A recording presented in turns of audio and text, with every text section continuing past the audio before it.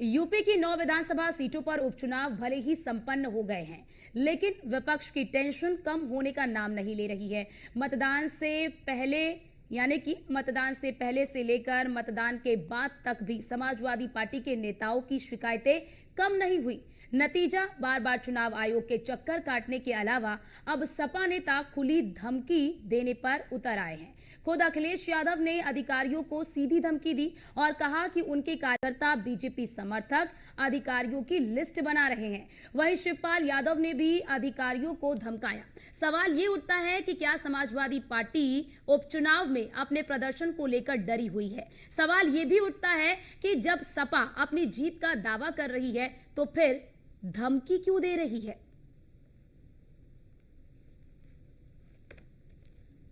तो उपचुनाव तो खत्म हो चुके हैं, लेकिन जिस तरह से सपा के तमाम बड़े नेता धमकी देते हुए नजर आ रहे हैं, ये साफ तौर पर जाहिर करता है कि सपा जो है क्या वो डरी हुई है। क्या सपा की टेंशन अभी खत्म नहीं हुई है, बल्कि चुनाव खत्म हो चुके हैं और सपा की टेंशन जो है वो बढ़ रही है। एक तरफ सपा कहती है कि हम सभी 9 सीटों पर चुनाव जीतेंगे, जनता का हमें समर्थन मिल रहा है, जनता का हमें जनाधार मिल रहा है, तमाम तरह की बड़ी बड़ी बातें, बड़े बड़े दावा करते हुए नजर आते हैं। वहीं दूसरी तरफ सपा के तमाम जो बड़े नेता हैं वो धमकाते हुए नजर आते हैं कि हम देख लेंगे। कल भी आपने देखा होगा कि जब मतदान हो रहे थे तो मतदान के दौरान कई जगहों से शिकायतें भी आ रही थी, तो फिर अखिलेश यादव ने प्रेस कॉन्फ्रेंस भी की। उस दौरान भी अखिलेश यादव को आपने देखा होगा कि वो धमकाते हुए नजर आ रहे थे। और शिवपाल यादव की बात कर ले तो वो तो ये भी कह रहे हैं कि बेईमान अफसरों का नाम लाल रंग की स्याही से लिख कर ले, सबका खबर जो है, सबकी खबर जो है वो ली जाएगी। अब ऐसे में यहाँ पर बड़ा सवाल ये, एक तरफ आप जीत का दम भर रहे हैं कि आप जीतेंगे, अगर आपको अधिकारियों पर विश्वास नहीं है, अगर आपको इस चुनाव पर विश्वास नहीं है, तो फिर आप जीत का दावा किस आधार पर कर रहे हैं। और दूसरी चीज, अगर आप जीत का दावा कर रहे हैं तो फिर धमकी देने की आवश्यकता आपको क्यों पड़ रही है। क्या ये एक पूरा, एक कह लीजिए कि पूरा प्लान तैयार किया जा रहा है कि अगर परिणाम अनुकूल नहीं आते हैं तो फिर इन चीजों को आधार बनाया जाए, यानी कि अपनी जिम्मेदारी ना ली जाए।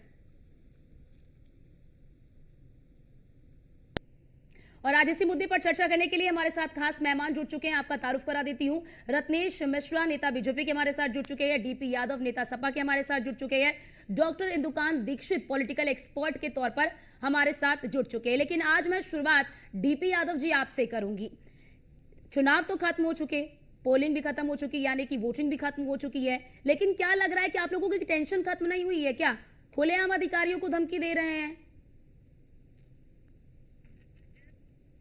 कल जिस प्रकार से चुनाव संपन्न हो रहा था और अधिकारियों का, पुलिस प्रशासन का बर्ताव था भारतीय जनता पार्टी की सह में, भारतीय जनता पार्टी जिस प्रकार से इनका दुरुपयोग कर रही थी, वो लोकतंत्र के लिए बहुत ही दुखद, दुर्भाग्यपूर्ण और चिंताजनक बात थी। आप देखी होंगी कि 9 विधानसभा सीटों से ऐसी तस्वीरें आ रही थी कि वहां पर चिन्हित करके कि जो भी समाजवादी पार्टी के मतदाता थे उनको मतदान से वंचित किया जा रहा था। तो ये बताइए, ये चुनाव के नाम पर क्या खेल हो रहा है? डीपी यादव जी, लोकसभा में वंचित नहीं किया गया? लोकसभा में वंचित नहीं किया गया था क्या? लोकसभा में इनका साहस नहीं था। लोकसभा में ये कोशिश तो कर रहे थे, लेकिन वो कामयाब नहीं हो पाए थे। अगर लोकसभा में ये वंचित ना कर पाते, अगर लोकसभा में ये पूरी तौर से, मैं ये बात नहीं कर रहा हूँ कि अगर लोकसभा में पारदर्शी तरीके से चुनाव होता तो भारतीय जनता पार्टी 3 या 4 सीटों पर सिमट गई होती लोकसभा चुनाव में।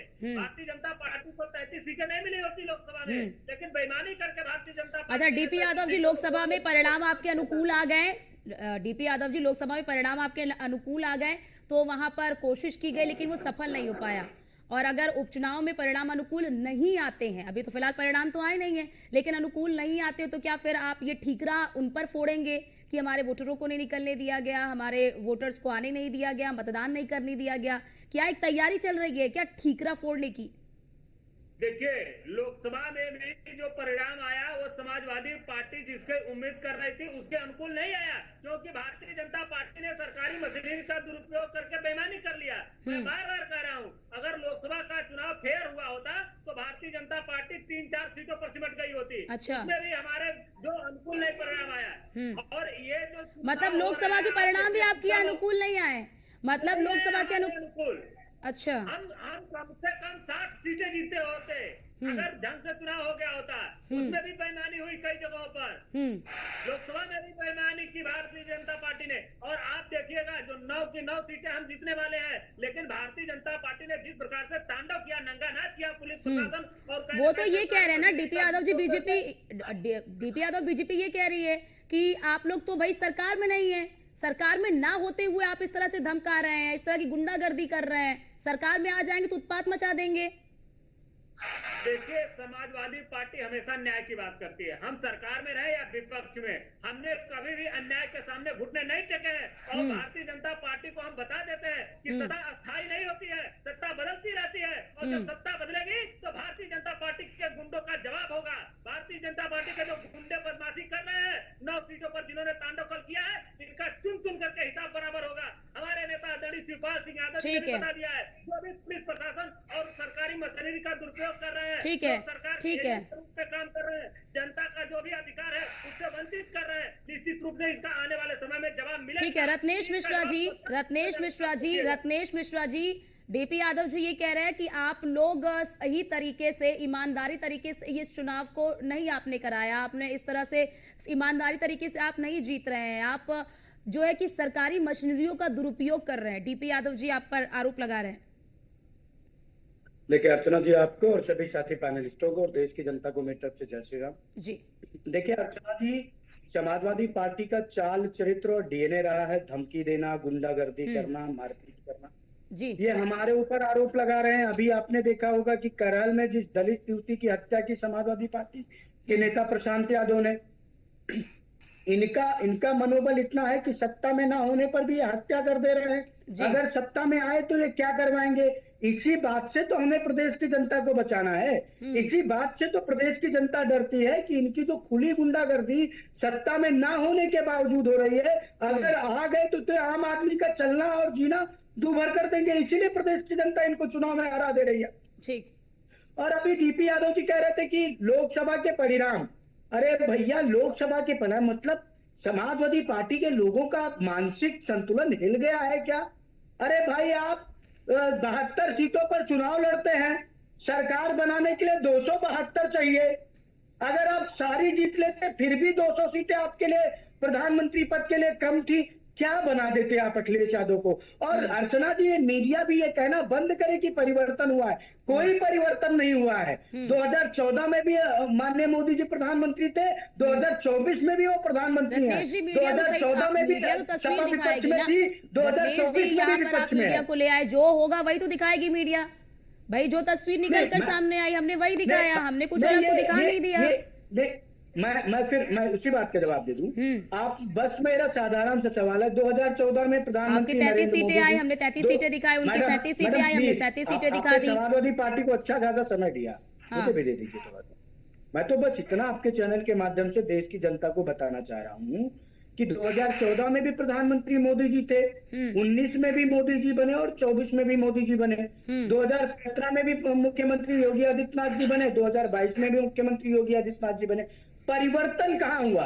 ये 2014 में भी विपक्ष में चले गए लोकसभा में, 2017 में चले गए विपक्ष में विधानसभा में, 2022 में भी विधानसभा में। कोई परिवर्तन नहीं। हाँ, एक चीज का परिवर्तन आया, अर्चना जी, जो गुंडे माफिया थे, जो समाजवादी पार्टी का गुंडा तंत्र था वो टूट गया। उसका जो तंत्रिका तंत्र था उसको हमने तो दिया। बड़े माफिया या तो जेल में है या तो जहन्नुम में।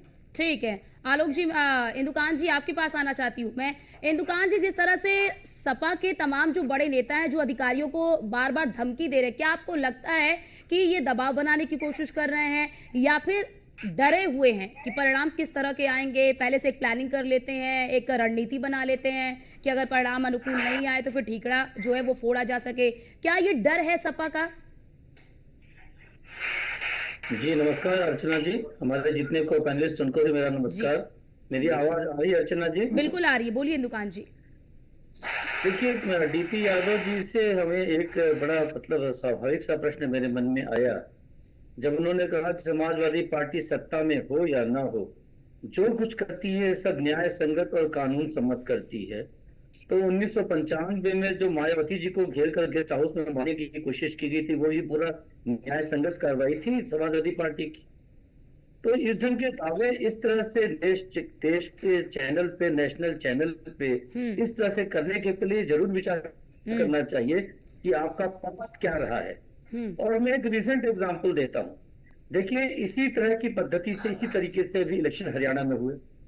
जब हरियाणा के परिणाम इवन एग्जिट पोल के अगेंस्ट गए और कुछ ही वोटों से सही, लेकिन वहां पे कांग्रेस हार गई और बीजेपी ने सत्ता हासिल कर ली जी।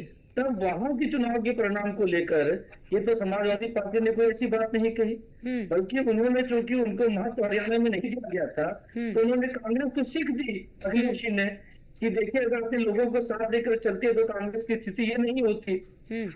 इसी ढंग की कुछ विपरीत परिस्थितियां अगर दिखती उत्तर प्रदेश में, तो अधिकारियों को इस तरह से धमकाना, तो जबकि ये पता है कि सारे अधिकारी इस समय चुनाव आयोग के मातहत काम कर रहे हैं। बिल्कुल। और इस ढंग की बातें अभी डीपी यादव जी ने अपने चैनल पर भी कह दिया कि हम इसके को चुन चुनकर देखेंगे।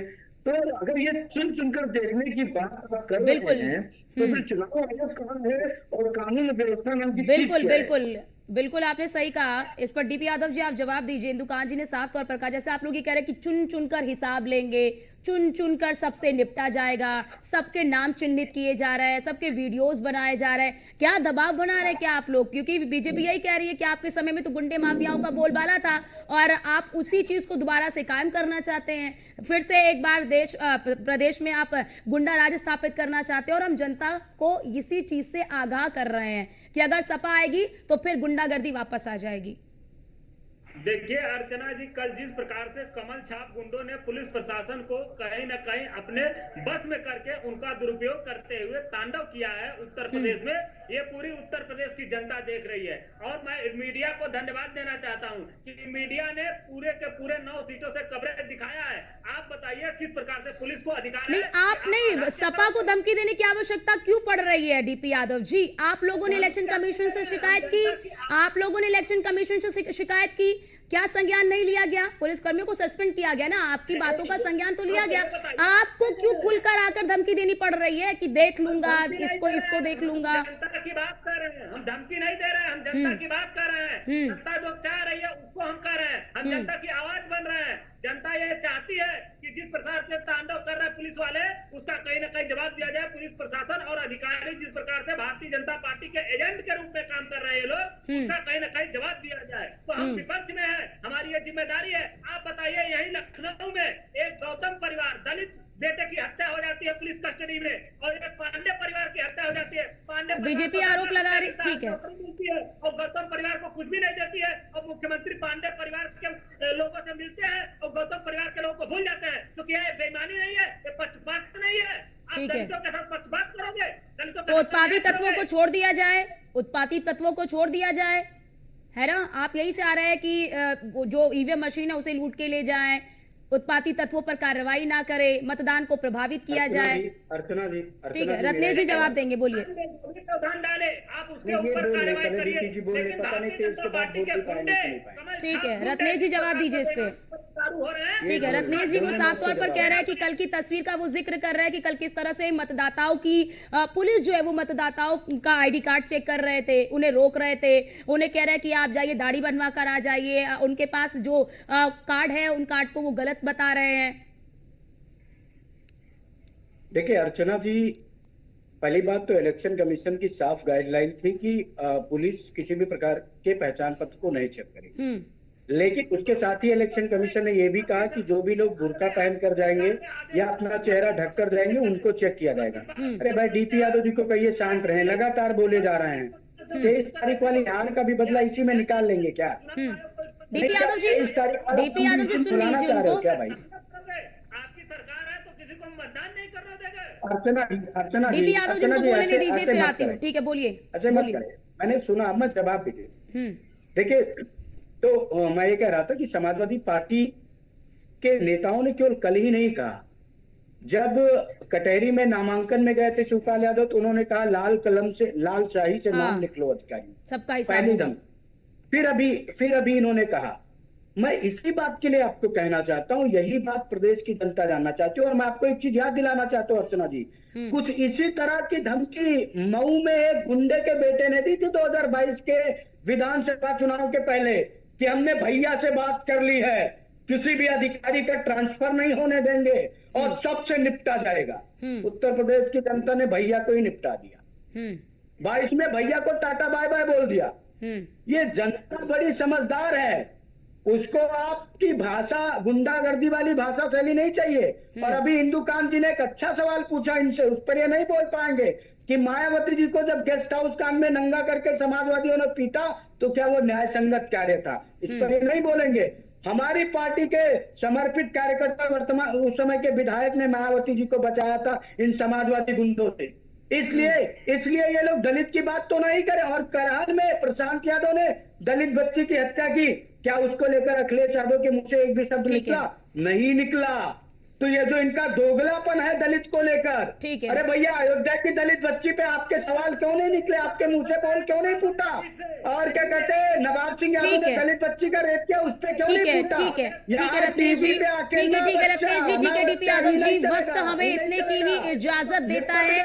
ठीक है, वक्त हमें इतने की ही इजाजत देता है। बहुत शुक्रिया आप सभी का हमारे साथ जुड़ने के लिए और अपना पक्ष रखने के लिए। अब फिलहाल 23 तारीख को जब नतीजे आएंगे तो तस्वीरें स्पष्ट होंगी कि किसे जनता ने अपना मताधिकार दिया है। फिलहाल 23 तारीख को जब तस्वीरें सामने आएंगी तभी चीजें स्पष्ट हो पाएंगी। और फिलहाल के लिए इस खास चर्चा में इतना ही। बाकी देश और दुनिया की तमाम खबरों को देखने के लिए आप बने रहिए न्यूज़ 1 इंडिया के साथ।